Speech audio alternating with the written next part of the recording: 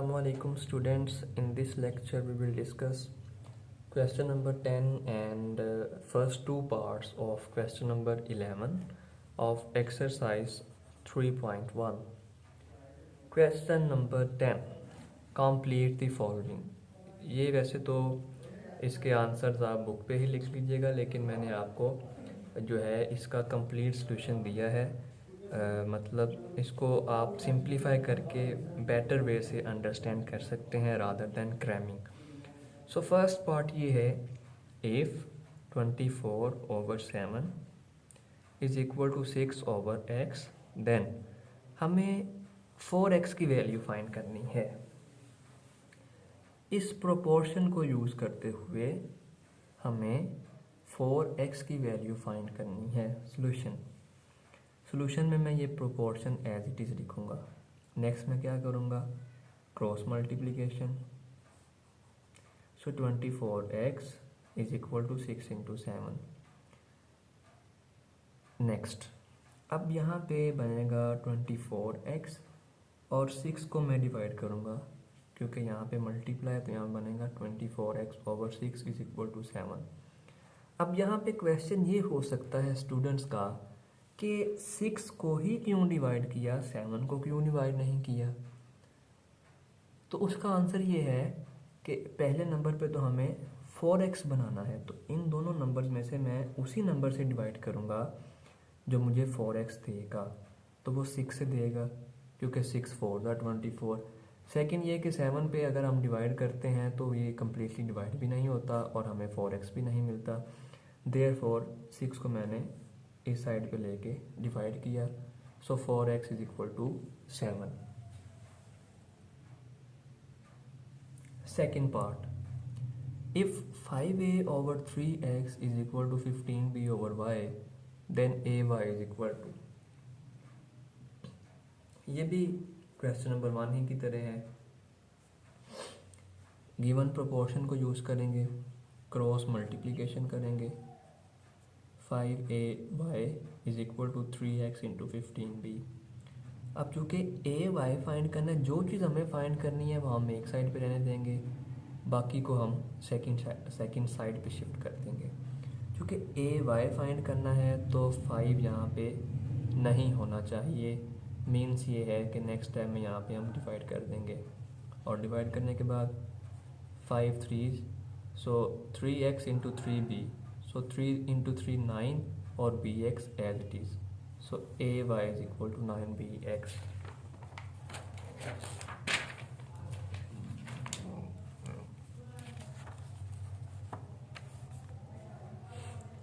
Third part, if 9, this is 9,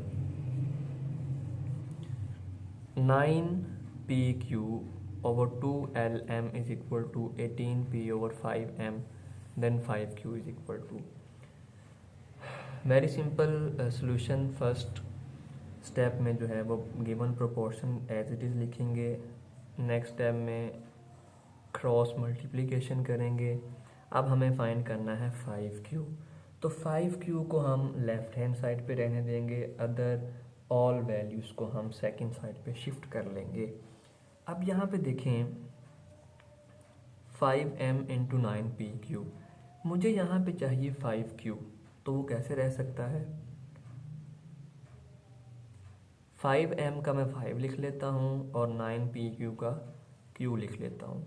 so 5q जो remaining है 9pm वो मैं इस साइड पे डिवाइड कर देता हूँ। Very simple it is. So यही किया, 9pm को मैंने डिवाइड कर दिया और 5q को इसी साइड पे रहने दिया। नेक्स्ट सिंप्लीफिकेशन है 9 2p × 2lm, ये यूँ लिखा हुआ है। सो 2 × 2 4, और ये सॉरी m से कैंसिल, तो m भी नहीं लिखा जाएगा। सो 2 × 2 4 एंड l, और ये p से p कैंसिल हो जाएगा, तो यहाँ पे p भी नहीं आएगा। So 2 × 2 4 and l as it is, p भी कैंसिल और m से cancel. Next question number 11, question number 11 की स्टेटमेंट है कि find x in following proportions. Given proportions में से हमें एक्स की वैल्यू फाइंड करनी है। वो कैसे करनी है? Very simple. फर्स्ट पार्ट इसका है 3x माइनस 2 रेशो 4। ये जो है इसको बोलते हैं प्रोपोर्शनैलिटी का साइन। तो बेसिकली ये जो 4 डॉट्स हैं ये साइन ऑफ इक्वलिटी ही होते हैं। 2 वेज हैं, इस तरह लिख लें, इस तरह लिख लें, मीनिंग सेम है। तो 2 रेशोज इक्वल हैं, मीन्स ये जो 4 डॉट्स हैं इनको हम साइन ऑफ इक्वलिटी में लिख सकते हैं। तो ये वही कॉन्सेप्ट है जो हमने प्रीवियस लेक्चर्स में ऑलरेडी डिस्कस किया हुआ है कि 2 रेशोज इक्वल हैं और हमें एक्स फाइंड करना है। अब कैसे करेंगे? यहाँ पे एक जो नई चीज़ है वो क्या है? वो ये है, फर्स्ट रेशो ये है और सेकंड रेशो ये है।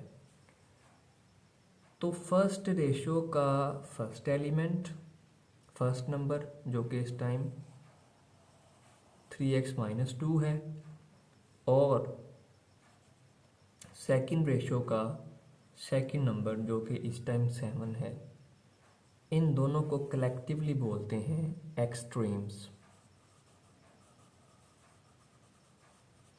ये आपने याद कर लेना है। एंड फर्स्ट रेशो का जो सेकंड नंबर है और सेकंड रेशो का जो फर्स्ट नंबर है, इन दोनों को हम कलेक्टिवली बोलते हैं मीन्स।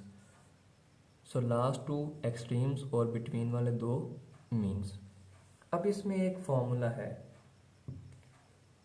वो ये है कि प्रोडक्ट ऑफ एक्सट्रीम्स या product of means is equal to product of extremes. Product का मतलब multiplication, we know that. Extremes 2 values हैं, यहाँ पे हैं 3x माइनस 2 एंड 7 और मीन्स 4 एंड 2x प्लस 3। तो दोनों का प्रोडक्ट इक्वल है, वेरी सिंपल।